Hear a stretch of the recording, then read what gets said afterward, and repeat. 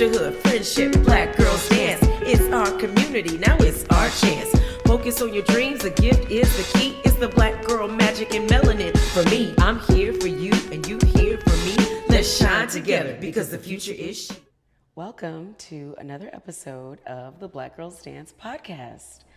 I am the creator and founder of Black Girls Dance, Erin Barnett, and I'm here with a topic that, you know, if I think about this theme, it should have maybe gone first, but the way that it organically surfaced just throughout living and an experience that happened a couple days ago, I was like, I need to talk about this. So let me set the scene.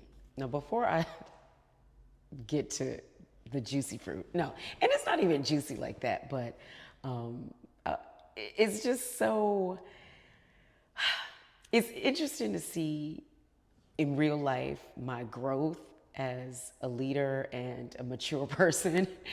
And I used to have a pastor, shout out to Bishop Leak, anyway, that would say, your flesh doesn't know that you're saved. And I would be like, And in the heart of this interaction, it's like I floated above myself and was looking at myself like, look at you responding like a mature person and not going off the way that I used to. You know, it's like a pie, and that little sliver is like the petty spaghetti part of me. Well, baby, you know, I can have the biggest bowl of spaghetti ready to be petty when the moment arises. And this was a moment that could definitely have served up some supersized petty spaghetti. But I chose to use this as an opportunity to educate and have a vulnerable conversation, actually. So here we go. Let's just jump right in. A couple of days ago, I was here at the studio, and an older Caucasian woman came in. I think she was looking for an adult stretch class, and the instructor was running a little late. So we struck up a conversation, very natural, very, oh, what do you do? And so she noticed my t-shirt, which, you know, I'm always in the drip. And it wasn't this one, it was like another one. But she was like, oh, I should take a marker and put white girls too. I was like, no, you shouldn't. Because every dance studio and dance company in America is white girls dance. They don't need a designated space, because with the same freedom and audacity that you said that in a way that I think she was trying to be funny, is the same energy that they occupy all the spaces. Even spaces that are black dance, they're in those spaces too, okay? So in a very, you know, bison way, I was like, well, let me share with you something that happened to me. And I go on to tell her, just in a general way, why spaces that are intentional about protecting black and brown girls are necessary. They're not only necessary, they're essential. They're essential to the healthy development of our girls, because a lot of, if you're my age or a little bit younger or older, you definitely experienced some form of trauma, racially undertoned trauma throughout your development or formative years growing up in dance. Like, I'm sure of it, okay? And in fact, I want to open up this platform so that we can have a place to share those stories. Because I don't think what the world gets is that this is not, Black Girls Dance is not just a studio on the south side of Chicago. It is a global movement to bring more awareness and more resources to a population of dancers and girls that are still underfunded, under-resourced, overlooked, ignored, definitely not protected. And, you know, I'm super niche down, right? Black girls that dance, and especially concert dancers, like, that's my jam. That's where I want to use my voice to be an advocate for. So I'm telling her why, this space is necessary because, sometimes it's easier for Black girls to receive information if it comes from someone that looks like you, looks like them. And, everyone can't afford to get dance training downtown, and just a whole host of other reasons. But her face was just kind of like, oh. And it's like, yeah, you wouldn't know that. Why would you know this? You wouldn't know this. And so in my moment of pause, I had to realize, okay, she clearly doesn't mean to be offensive at all. And she is of a generation that they just don't have filters, okay? So she's just speaking free, unfiltered. And I get that. I can understand that in this season of my life. Aaron from before would have read her for filth, okay? But having that moment where I literally floated up and looked at myself like, look at you, that is real. I'm like, and my friend Brene Brown calls that, what is it called? I'm gonna think of it later. It's a good one. What is that word called? It's like, it's like see, that's my perimenopause brain. I'll think of it later. Anyway, so going back to why Black Girls Dance is so essential. Black girls thrive when not only they feel physically safe, but when they feel emotionally safe. And so as I am watching the students interact with each other and interact with their instructors and even the parents, like this thing is way bigger than just, teaching girls how to dance. It's really the community and seeing the parents as they come in, as they're juggling, I'm sure, a myriad of schedules and career and family life and all of the things, just to be a place of refuge and a place of security, that they don't have to worry and be looking, is some girl gonna be trying to come for my daughter in this space? No, because I curated and make sure that everyone understands that we teach with empathy and we lead from respect. And there's a mutual respect that happens. And it's just the standard for how we're existing in these 2024 and beyond days. Like gone are the days where, it's just an old school way of thinking. I'm going more so into my teaching philosophy, where teachers used to say, I have to break you down in order to build you back up. We're not doing that here. We're not doing that. Because I can guarantee you, everyone, while it was true in most cases, there's a better way. There's a better way, and there's a more compassionate way to teach and train, instill discipline, instill authentic confidence without breaking the spirit of a 7-year-old. I mean, come on, or even a 17-year-old. Like everyone at every juncture of that development, there's vulnerability and extreme, like, oh my God, I don't know what's happening. We all go through it. And so I just want there to be an air of support, respect, and visibility and validation at Black Girls Dance. And that's just something that this woman was like, well, sure, isn't that the case all the time? No, ma'am. I wish it were. If that were the case, there wouldn't be a need for my organization and other organizations that serve women and girls, specifically of color. But, people think that this DEI thing is just like, it worked, that, the strides we've made in DEI. It's a step. It's been one step, a baby step at that, okay? Because I am still in these streets of seeing the government's response, the more executive leadership response, and how they think that putting a banner on a website or having Black kids on the website these kids are in their 3rd year of college now, and you still got these kids on your website, and being like, we're diverse. No, you're not, because the company still has one black dancer. And that was the reason that I started Black Girls Dance in the first place. When I moved back to Chicago after my enchanted career, I was teaching at different universities and studios and running into these girls who were incredibly talented.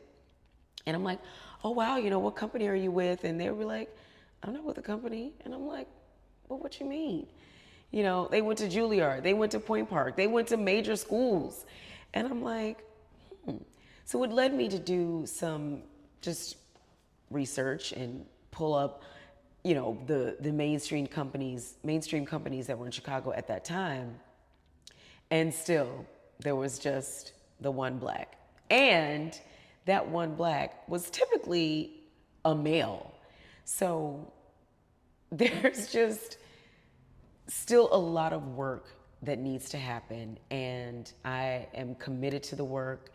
I am on the precipice of launching an initiative that is going to transform lives for concert dancers, female concert dancers of color, because there's still a very big gap in the way that funding is distributed, in the way that dance companies are compensating their employees. And it's just because the model really doesn't support 52-week contracts. I'm like, when I think about the blessing that I had of being in companies where there were 52-week contracts, that doesn't happen anymore.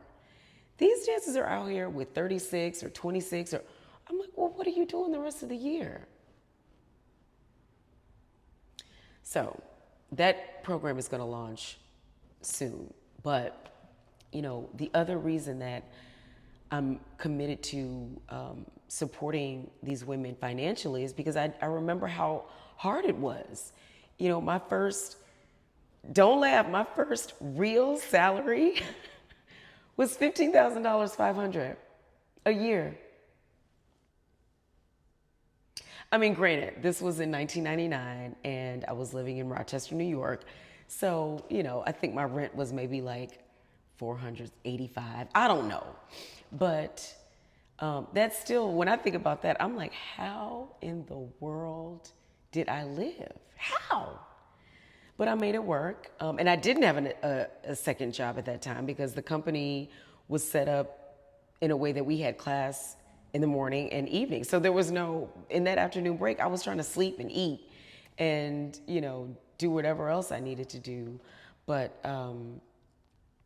I think about, I can name probably on two hands the male counterparts or my male friends that did not pay a dime for their entire dance education.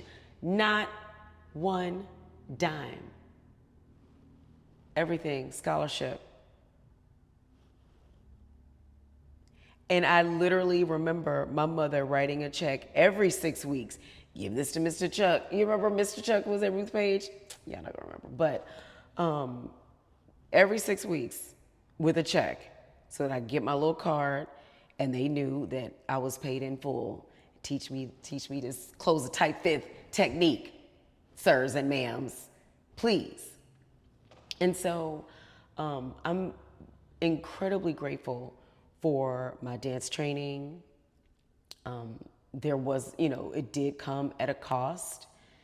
And something that I want to do, I talked about earlier, is use this platform to share stories so that we can see each other, we can see ourselves in each other, we can relate to one another, and we can just, say, hey girl, hey, it happened to me too.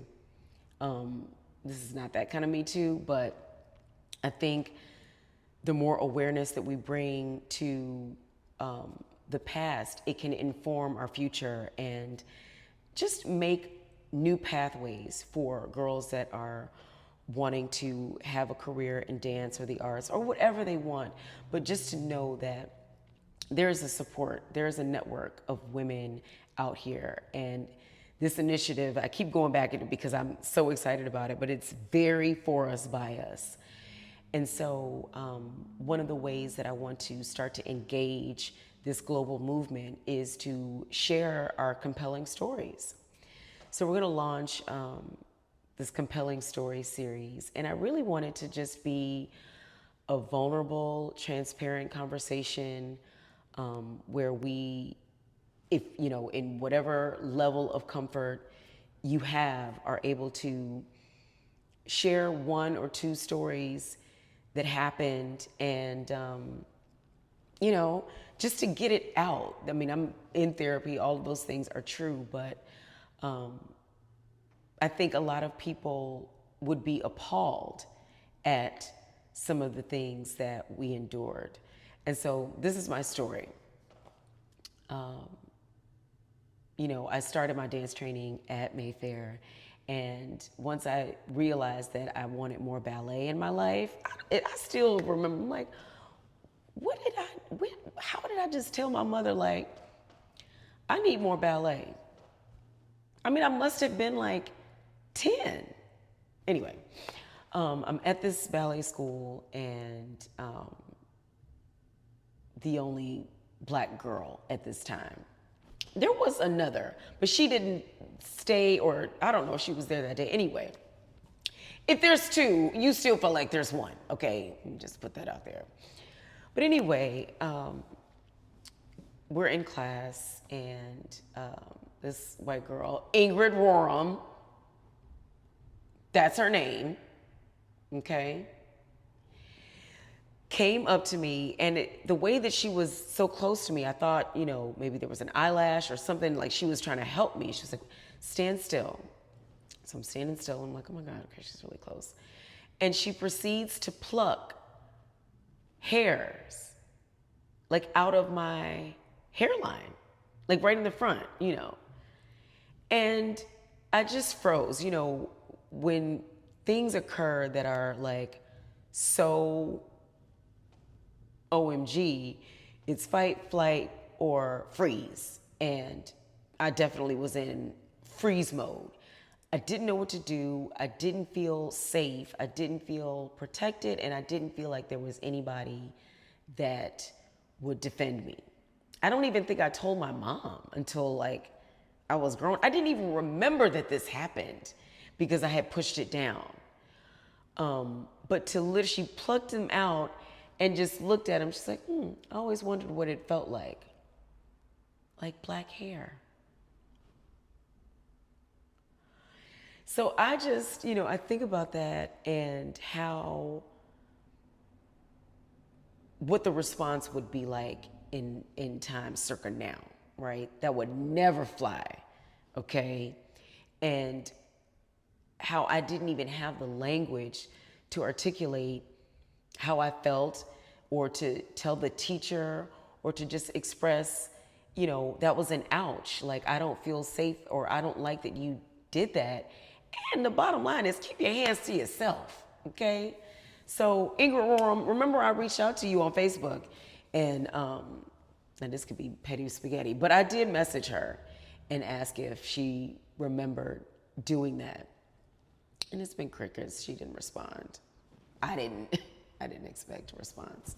I wanted one. I wanted some acknowledgement, but nothing happened. So that is one of the compelling stories that I will share. I have more, but having hairs ripped out of your forehead, you know, your hairline at 11 for amusement,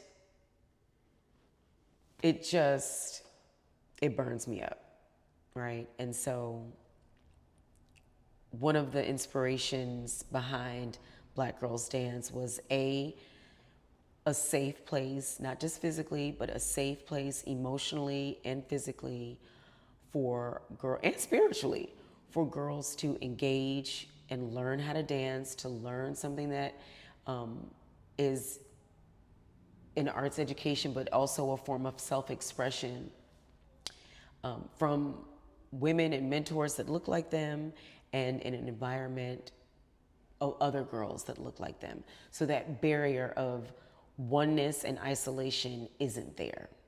And so that was a lot, but I feel like with this woman making that comment about taking a marker to my t-shirt and saying white girls too, ma'am, you don't need to do that because white girls are dancing freely all over the world. Okay? So stay tuned for our compelling stories series, and I look forward to listening and actively listening to everyone that shares on this platform. I'm so incredibly blessed to have a community that is supportive and where I can mentor the young adults that are the teachers and instructors to let them know and to give them language to express when things happen, when they're out there in the world and in spaces that aren't designed to intentionally protect Black women. So that's it. I hope you learned something. I hope that this inspires you. And yes, let's stay engaged.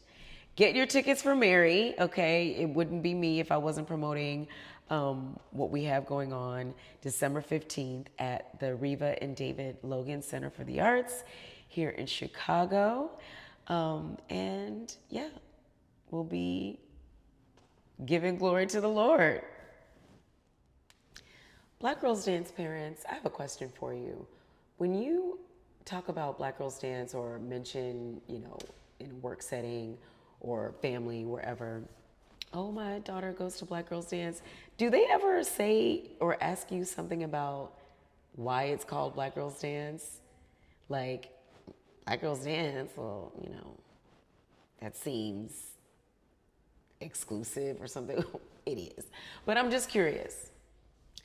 So I had to go back to my LinkedIn post, but the term that I couldn't think of the name of it is metacognition. And that's when you are just thinking about your thoughts. But my bestie, Brene Brown, when she was telling us about it, she described it as kind of floating up outside of your body to then observe the way that you're thinking. And so that's the term, metacognition. It's a good word, right? Use it in a sentence.